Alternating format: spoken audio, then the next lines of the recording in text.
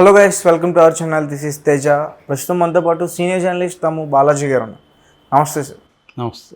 So ప్రముఖ YouTuber Chandu Sai, ఇతను చాలా వెబ్ సిరీస్లో తీయడం జరిగింది అండ్ రీసెంట్గా మూవీస్లో కూడా చేస్తున్నాడు. సో ఇతనిపై రీసెంట్గా ఒక కేసు నమోదైంది నార్సింగ్ పోలీస్ స్టేషన్లో. సో దేని గురించి కేసు నమోదైందన్నాను? ఈ అబ్బాయి మీ చందుగాడు అనే పేరుతో యూట్యూబ్ ఛానల్ నడుపుతాడు. యూట్యూబ్ ఛానల్లో దాదాపు 6 లక్షల మంది సబ్స్క్రైబర్స్ ఉన్నారు. అట్లాగే ఇతనిది ఇన్స్టాగ్రామ్ పేజ్ కూడా ఉంది. దాంట్లో కూడా ఒక 33 లక్షల మంది ఫాలోయర్స్ ఉన్నారు. బేసిక్గా ఏంటంటే ఇతను కంటెంట్ క్రియేటర్ అని చెప్పొచ్చు. Is a writer, director, actor. చాలా వెబ్ సిరీస్ అతను డైరెక్ట్ చేశాడు, దానికి రచయితగా ఉన్నాడు, యాక్ట్ చేశాడు. అలాగే బాగా పాపులర్, అనేక వెబ్ సిరీస్ చేశాడు. అట్లాగే ఫేస్బుక్లో, ట్విట్టర్లో, తర్వాత యూట్యూబ్ అండ్ ఇన్స్టా అన్ని ప్లాట్ఫామ్స్లో కూడా బాగా పాపులర్. అయితే ఒక 14వ తేదీ ఒక అమ్మాయి పోలీస్ స్టేషన్కి ఫోన్ చేసి ఇలాగా చందు అనే అతను నన్ను హరాస్ చేస్తున్నాడు, నన్ను అత్యాచారం చేశాడు, నన్ను సెక్సువల్గా అతను ఎక్స్‌ప్లాయిట్ చేశాడు, పెళ్లి చేసుకుంటానని హామీ ఇచ్చాడు. ఇప్పుడేమో అతను వాళ్ళ నాన్న వాళ్ళ ఇంట్లో వాళ్ళు కలిసి నన్ను కొడుతున్నారు అని పోలీస్ స్టేషన్లో ఫోన్ చేస్తే పోలీసులు వెళ్ళి ఆ అమ్మాయి ఫ్లాట్లో సాక్ష్యాధారాలు అవన్నీ తీసుకున్నారు. ఆ అమ్మాయిని తీసుకెళ్ళి మెడికల్ ఎగ్జామినేషన్ అంతా కూడా చేశారు. అట్లాగే ఈ అబ్బాయిని కూడా అదుపులోకి తీసుకున్నారు. ఈ అబ్బాయిని కూడా మెడికల్ పొటెన్షియల్ టెస్ట్ అంటారు, అంటే ఈ అబ్బాయి సమర్థుడా కాదా అనేది అది టెస్ట్ చేశారు ఈ అబ్బాయిది. ఆ అమ్మాయి వాంగ్మూలం 164 కింద మేజిస్ట్రేట్ దగ్గర కూడా వాంగ్మూలం ఇప్పించారు. సో ఆ అమ్మాయి డీటెయిల్గా వాంగ్మూలం ఇచ్చింది. దాని తర్వాత మొత్తంగా దీంట్లో 6 మంది అక్యూజ్డ్. ఇతను పూర్తి పేరు వచ్చి కోలా చంద్రశేఖర్ సాయి కిరణ్, వీళ్ళ ఫాదర్ వెంకటేశ్వరరావు, తర్వాత హేమలక్ష్మి మణి వీళ్ళ మదరు, తర్వాత బాలు నాయుడు అని వీళ్ళ బంధువు. వీళ్ళందరినీ అరెస్టులు చేసి కేసు పెట్టారు. ఈ అబ్బాయిని మాత్రం చెంచల్గూడకి 14 డేస్ రిమాండ్కి పెట్టారు. ఆ అమ్మాయి డీటెయిల్స్ అయితే పోలీసులు ఇవ్వట్లేదు, ఎందుకంటే ఆ అమ్మాయి నా డీటెయిల్స్ ఇవ్వద్దని బయట చెప్పింది. అందుకని ఆ అమ్మాయి డీటెయిల్స్ ఇవ్వట్లేదు. సీల్డ్ కవర్లో కోర్టుకి సబ్మిట్ చేశారు. ఎఫ్ఐఆర్ రిపోర్ట్లో మాత్రం ఇంతవరకే ఉంది, 1295/23 ఎఫ్ఐఆర్ నెంబరు. సో ఈ ఎఫ్ఐఆర్లో నార్సింగ్ పోలీసులు ప్రధానంగా చెప్పింది ఏంటంటే ఈ అమ్మాయి కంప్లైంట్ని డీటెయిల్గా దాంట్లో పేర్కొన్నారు. ఈ అమ్మాయి కంప్లైంట్లో ఏం రాసిందంటే, నాకు ఈ అబ్బాయి చందు అనే అబ్బాయి సోషల్ మీడియా ద్వారా పరిచయం అయ్యాడు, తర్వాత కలుద్దామంటే నేను వెళ్ళాను, ముందు ఫోన్ నెంబర్లు ఎక్స్చేంజ్ చేసుకున్నాం, వాట్సాప్ ద్వారా మెసేజ్ చేసుకున్నాం, తర్వాత కాల్స్ మాట్లాడుకున్నాం, తర్వాత అబ్బాయి నువ్వంటే నాకు చాలా ఇష్టం, ఒకసారి కలుద్దామంటే నేను వెళ్ళి కలిశాను. అలా మా ఇద్దరు పరిచయం ఏర్పడింది. దాని తర్వాత ఒకసారి ప్లాట్కి పిలిచాడు నా బర్త్డే సందర్భంగా.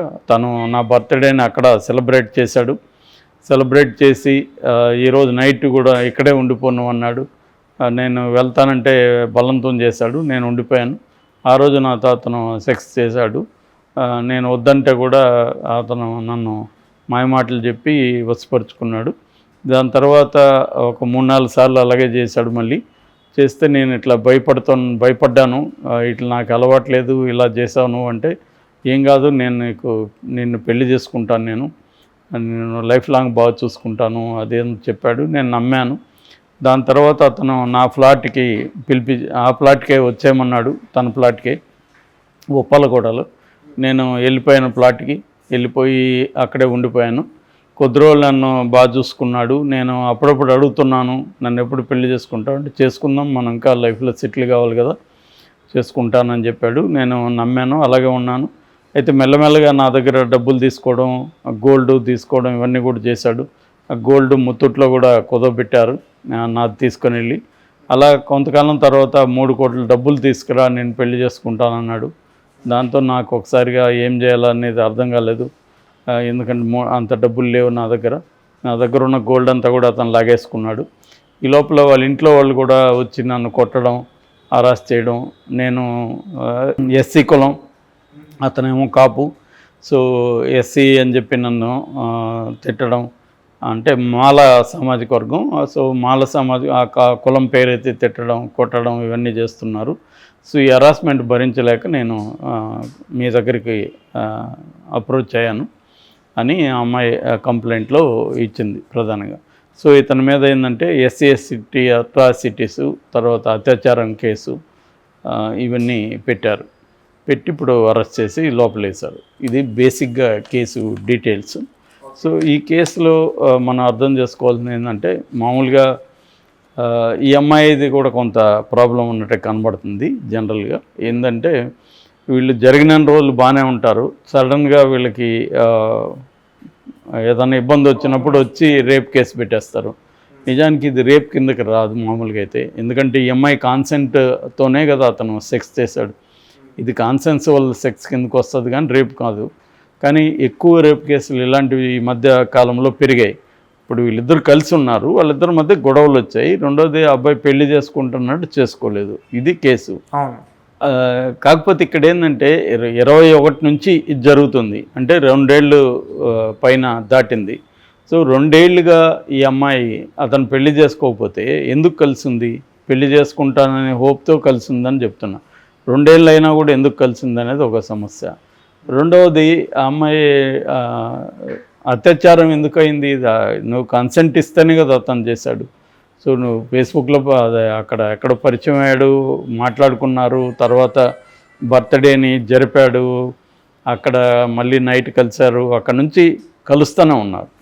కాబట్టి ఇది క్లియర్గా దీంట్లో కొన్ని సెక్షన్లు కావచ్చు, కొన్ని ఆరోపణలు కావచ్చు, ఫాల్స్ అనేది మనకు ప్రైమా ఫేసి, మనకి డీటెయిల్స్ తెలీదు. ఈ ఎఫ్ఐఆర్ని బట్టే నేను విశ్లేషిస్తున్నాను. ఓకే, ఎఫ్ఐఆర్లో ఉన్నదాన్ని బట్టి, ఈ ఎంఐ స్టోరీలో ఉన్నదాన్ని బట్టి మనం మాట్లాడగలుగుతాం. ఎందుకంటే ఇన్ఫర్మేషన్ ఎక్కువ ఉంటే మనం వేరే రకమైన అనాలిసిస్ వస్తుంది. ఇక్కడ ఉన్నదాన్ని బట్టి అయితే ఆ అబ్బాయి మీద ప్రధానంగా ఆరోపణలు ఏంటంటే పెళ్లి చేసుకోలేదు, తనని బ్యాడ్గా ట్రీట్ చేస్తున్నాడు. ఈ 2 ఆరోపణలు అమ్మాయి చేసింది. అయితే దాంతోపాటు నన్ను అతను సెక్సువల్గా ఎక్స్ప్లాయిట్ చేశాడని చెప్తుంది. జనరల్గా ఏంటంటే అమ్మాయిలు ఇట్లాంటి కలిసి ఉండడం, కొద్ది కాలం తర్వాత పెట్టే కేసులు ఏంటంటే ఇలాగ పెడతారు. ఈ కాలం ఏంటంటే లైవ్ ఇన్ రిలేషన్షిప్స్ అనేది వెరీ కామన్ అయిపోయింది. లైవ్ ఇన్ రిలేషన్షిప్ని సుప్రీంకోర్టు కూడా గుర్తించింది చాలాసార్లు. అంటే పెళ్లితో సమానంగానే దాన్ని కూడా గుర్తిస్తుంది. దానికి సంబంధించిన హక్కులు కూడా వీళ్ళకు ఉంటాయి, స్త్రీలకి. అయితే ఇక్కడ ఇది అమ్మాయి దాంట్లో ఉన్న ప్రాబ్లమ్స్. అయితే ఆ అబ్బాయి పరంగా చూసుకున్నప్పుడు ఎప్పుడైనా నేను నిన్న కూడా ఒక స్టోరీలో చెప్పాను, ఈ లవ్ రిలేషన్షిప్స్లో ప్రాబ్లం ఎక్కడ వస్తుందంటే క్లారిటీ లోపించడం. క్లారిటీగా నేను నీ నుంచి ఏం ఎక్స్పెక్ట్ చేస్తున్నాను, నేను నీకేం ఆఫర్ చేస్తున్నాను అనేది ఆ అబ్బాయిలు చెప్పేటప్పుడు క్లారిటీగా ఉండాలి.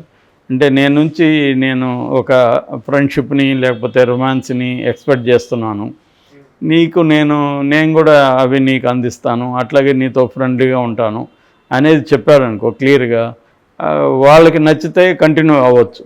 లేదు నాకు పెళ్ళి లేకుండా నేను నీతో ఈ లైంగికమైన యాక్టివిటీస్ చేయలేను అనేది కానీ చెప్పింది అనుకో అమ్మాయి, ఆ అమ్మాయిని వదిలేయాలి తప్ప అమ్మాయిని ఫాల్స్ ప్రామిసెస్ చేసి పెళ్లి చేసుకుంటాను ఇంకోటో, అంటే టెంపరీ దీనికోసం ఫాల్స్ ప్రామిసెస్ అనేది అబ్బాయిలు చేస్తారు. నిజానికి ఇవి ఈ కాలంలో తగ్గాయి. ఇంతకుముందు అయితే మౌన పోరాటం సినిమా కూడా వచ్చింది కదా, అంటే అబ్బాయిలు ఎక్కువగా అప్పట్లో పెళ్ళి చేసుకుంటానంటే కానీ అమ్మాయిలు పడేవాళ్ళు కాదు. సో అందుకని ఫాల్స్ ప్రామిజులు అప్పట్లో ఇచ్చేవాళ్ళు. అమ్మాయిలు కూడా పెళ్ళి అనేది చాలా ఇంపార్టెంట్గా ఫీల్ అయ్యేవాళ్ళు సెక్యూరిటీకి. ఇవాళ అమ్మాయిలు పెళ్ళి అనేది ఫీల్ కావట్లేదు.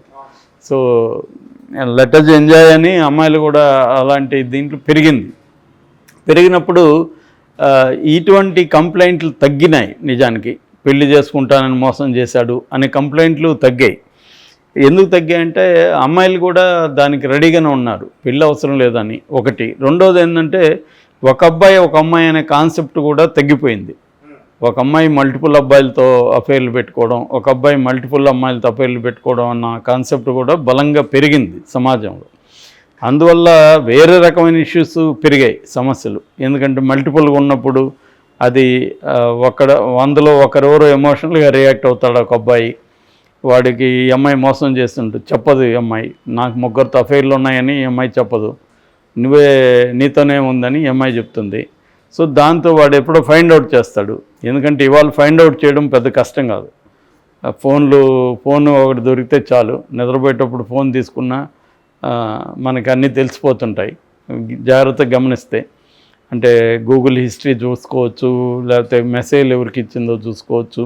ఒకవేళ డిలీట్ అయినా కూడా కనిపెట్టే అనేక టెక్నికల్ ఇవాళ వచ్చేసాయి. అట్లాగే స్పైవేర్స్ కూడా బాగా డెవలప్ అయినాయి. సంవత్సరానికి ఒక 10,000 ఎంతో కడితే స్పైవేర్ కూడా మనం ఎవరికి ఫోన్లో వేయాలనుకుంటే వాళ్ళ ఫోన్లో వేసేయచ్చు. అప్పటి నుంచి ఇంకా మనం వెబ్సైట్ ఓపెన్ చేసుకుంటే మనకు డాష్ బోర్డ్ ఇస్తాడు. వాళ్ళ కాల్స్, వాళ్ళ మెయిల్స్, వాళ్ళ మెసేజెస్, వాళ్ళ సరౌండ్ సౌండ్లు, లొకేషను అన్నీ మనం చూసుకుంటూ ఉండొచ్చు లైవ్లో. అంటే ఒక పర్సన్ని లైవ్లో ట్రాక్ చేస్తూ ఉండొచ్చు అనమాట. సో అటువంటి ఇది ఉన్నప్పుడు కనిపెట్టడం అనేది ఫస్ట్ కష్టం. అందుకని ఇవాళ రిలేషన్షిప్స్లో ట్రాన్స్పరెన్సీ పెరగాలి, క్లారిటీ ఉండాలి, ఓపెన్నెస్ ఉండాలి. నేను నీకేం ఆఫర్ చేస్తాను, నీ నుంచి నేనేం ఎక్స్పెక్ట్ చేస్తున్నా. ఈ క్లారిటీ లేకపోతే మనకేదో వాళ్ళతో ఫిజికల్గా వాళ్ళ ఎంజాయ్ చేద్దామని అబద్ధాలు చెప్పడం అనేది మేజర్గా సమస్యలకి దారితీస్తూ ఉంది. సో ఇది అబ్బాయిలు అమ్మాయిలు ఇద్దరు కూడా మార్చుకోవాల్సిన అవసరం ఉంది. రిలేషన్షిప్స్లో క్లారిటీ ఉంటే ఈ సమస్య రాదు. సో ఇక్కడ అదే సమస్య వచ్చింది. ఇక్కడ ఏంటంటే ఇప్పుడు ఈ అబ్బాయి కాపు కావడం, ఈ అమ్మాయి ఎస్సీ కావడంతో అదనపు సెక్షన్లు పడ్డాయి ఆ అబ్బాయి మీద. సో ఎస్సీ కాబట్టి ఎస్సీ ఎస్టీ కింద ఆ చట్టం అప్లై అయింది. తర్వాత లైంగిక నేరాలు అప్లై అయినాయి. సో అబ్బాయికి ఇప్పుడు బెయిల్ రావడం కూడా కొంత డిఫికల్టీ ఉంటుంది.